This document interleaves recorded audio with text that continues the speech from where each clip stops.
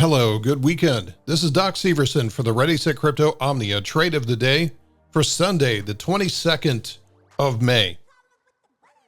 I am going to start out today's report with a NASDAQ weekly chart. This is the equities index for the NASDAQ 100, the largest 100 tech stocks on the NASDAQ.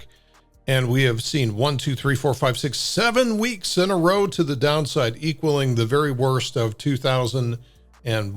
So this is turning out to be a relatively historic move to the downside. Now, we did get a little bit of good news on Friday because we did get my favorite pattern, which is an undercut and a higher close from there. However, we've seen this movie before. We've seen kind of the undercut and the higher close, and that's just led to each one of these creating a massive lower high, rolling over and destroying everything. And even back to this one is where the first lower high set up. So this has been just a crushing move over the last 7 weeks, and it has affected everything on the planet. So even supposedly insulated assets such as, say, like gold, if we're looking at gold, even gold has been going down in those 7 weeks. And this is what I'm saying, or have been saying, that when we do have a financial crisis or a true bear market, there is no real safety to that. There's no real safe harbor. Now, the exception to that has been like the energy sector has been relatively strong throughout this entire time because this is a very defensive move. Oil continues to go higher. However, what I'm also seeing is that if we look at, let's see, over here in the indices, the 10-year note, what this is showing us is that interest rates are going to go higher if it expects forward progress or forward activity to be stronger. And this is kind of a leading indicator of an economy. And what we've seen over just the last few days here, 1, 2, 3, 4, 5, 6, 7, 8, 9, a couple of weeks here, is that this is starting to bend down. This is starting to bend down. Now, we will have pullbacks in the middle of a huge uptrend, just like what we had here. So there's no alarm at this point, but this is something worth looking at because if the Fed is hell-bent to hike rates going forward, which they are, next one coming is in the middle of June, so it's not that far away, then if they're hiking rates in the economy, the forward-looking economy is starting to soften down, which I believe it is through some economic reports that we're seeing. The first quarter GDP was negative. We'll find out about second quarter GDP by sometime in July, although the market will sense what it is well before that point. There's a lot of debate right now as to whether or not we're falling into recession, but watch this chart, watch the 10-year note to understand what the actual market, and this may be the smartest market that's out there.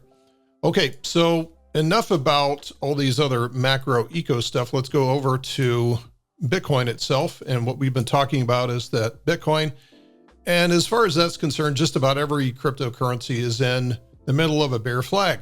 It's consolidating. We had our initial swing down on the, whether you call it the Luna crash, whatever it was, it didn't take much, right? So we were sitting there teetering on the edge of this big bear flag, and something was going to kick us under that, and that's exactly what it was. All it takes is sometimes just one catalyst. Range expansion, range contraction. Now what we need to do is to figure out, looking at our RSI Laguerre, do we have enough energy? We're almost there, so maybe another day or two in this pattern, and then we may see the next move. However, if we go out to this, what would cancel that move is the price going above about 31.5, I'd say. 31.5 will start to make this into a higher low, higher high combination. And if that truly does break out at that level on good volume, really good volume, right? We can't have this breakout just on this milquetoast stuff down here. But if we get that breakout on really good volume, then we could be in for quite a short squeeze all the way back up to at least 38. Now, if we look at the weekly chart, we're closing in on exhaustion. So if you look at this, we're now 1, 2, 3, 4, 5, 6, 7, 8 weeks in a row to the downside. So that is a brutal move. And this is going to Boy, if we compare this to just about anything that we want to, an 8-week move to the downside is about the worst that we've seen that I can find recently. So some of these are strong moves to the downside, but we had a couple of bad weeks and then we consolidated. So this has just been a slow motion crash to the downside. So again, my thought on this is that we should, and I'm doing air quotes here, we should break down from here as well too. Based on the daily chart, setting up a consolidation, we should break down from here. I'm expecting support to be found at about 20,000 or maybe just slightly under that. So what do you do with this? Well, what I would do is, and this is what I am doing, is I'm going to be setting up limit orders just below 20,000 with a small portion of my capital, with the idea that if the price does go down to there, that's a good place to start to nibble at. Am I going to go full hog? Am I going to back the truck up at that point? No, I never do that. Especially on a price going down like this. This is a catch the falling knife trade. What I prefer to do is to watch this and rebound from there. At some point, we will get a rebound. I assure you, we will get a rebound in this market. And then as we start to get into a weekly chart, starting to make higher highs and higher lows, right? So if we start to see a weekly chart putting in a higher low and then subsequently a higher high, then we have the beginnings of that.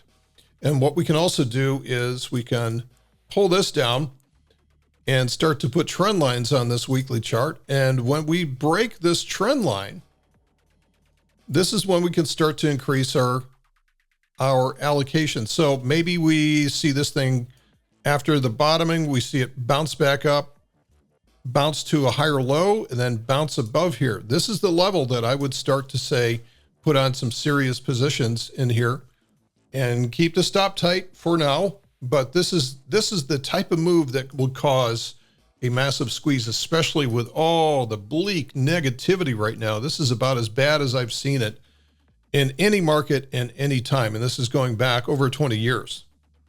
All right, looking at some of the other coins too, we've talked about Ethereum having support, initial support down here at 1,700. Next support is about 1,400 because that represents the swing high back here from 2007 or 2017, 2018, not 2007. That's too far back. We didn't have it back then. So those are the support levels that I'm seeing for Ethereum at this point. We do not have any buy points at all with this. We want to let this move play out to the downside. Don't get impatient. Don't start picking at things unless you've got a very specific level that you want to pick at. So in other words, for this one, if you want to set up a limit order somewhere down just below 1,400, that would be good for Ethereum in case it crashes down to that level. We should start to see support come in around then. That is not a full position though.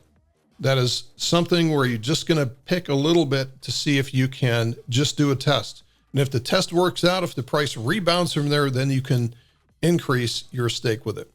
All right, the rest of the top 20, I'm not going to spend really any time here on, and we're also not going to be looking for any altcoins that are exploding from this because they're going to get whack-a-mole and pounded down if they do, jump up quickly. So it's very much just a quick trade based on somebody doing a pump and dump, and that's not something that we want to chase. So across the board, we're just seeing these, coming off the bottom. We're just seeing very, very bad price action at this point. Consolidation, range expansion, range contraction. This should break to the downside relatively soon. We're starting to see the energy build up. And once it gets to a high level of energy, we should see it break down or perhaps break up. Like example for a chain link would be above $8 might be in a very, very aggressive entry playing this for the next lower high. All right, guys, that is it for today. One thing I want to leave you with is that tops are a process, bottoms are an event. What that means is that tops take a long time to work themselves out and to actually start to bend everything lower. And that we're seeing that now. This has been going on for quite some time, the better part of a year, this topping process.